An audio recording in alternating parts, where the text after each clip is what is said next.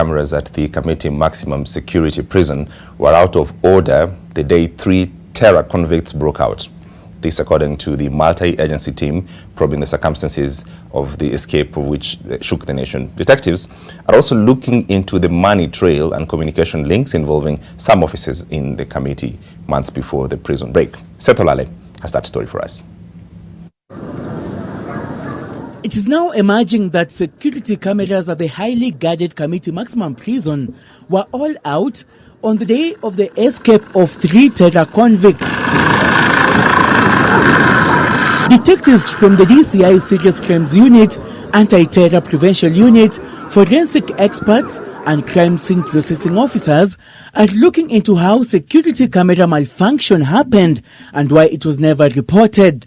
Preliminary investigations show that Kamiti prison warders Pamela Cherubet Kiplimo, Peter Thuku Kamau, Lilian Mukasia Lunani, and Nicholas Oteno Abongo, who are in police custody, were manning the security cameras and were on the duty on the 14th and 15th November when the convicts escaped from lawful custody.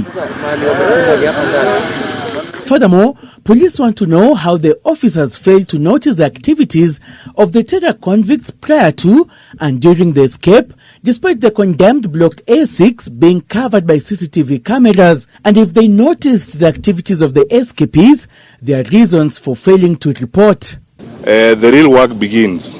What happened here on Monday was a very rude awakening that there are certain lapses that we need to deal with. We have spent the last 3 days working on, how to deal with some of those challenges.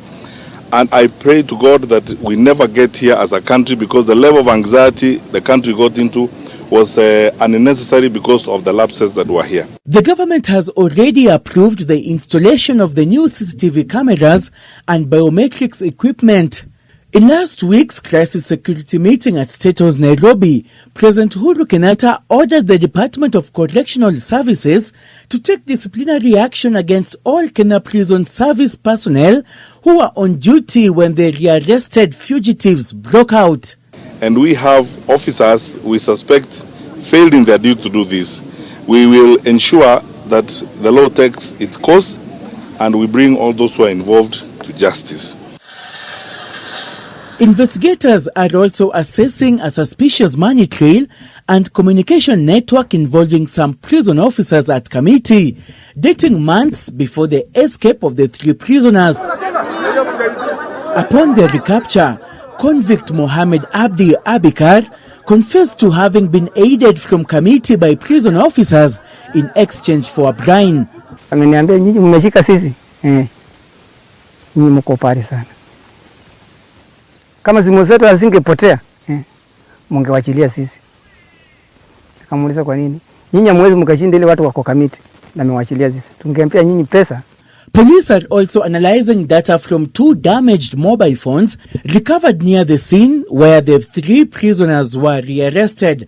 Preliminary investigations have established that the escapees were in communication with unknown men who ferried them from Kamiti to Machakos town via a private car and were reportedly waiting to pick them up later, a few kilometers from where they were caught.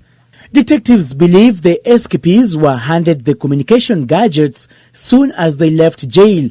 Seth Olale, NTV.